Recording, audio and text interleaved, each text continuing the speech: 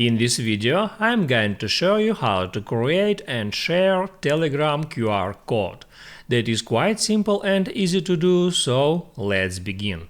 And first, open up Telegram application and then hit Add Settings.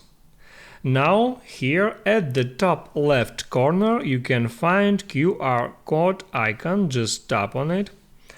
And there first you can right there select the design of your QR code, and also if you want to switch it to dark mode you can hit there at moon icon. Now, in order to send that QR code to somebody, you can hit at Share QR Code button, and it opens up different ways how you can do it. You can use social media or messenger links right there in suggested, and also you can copy it or save this image to camera roll.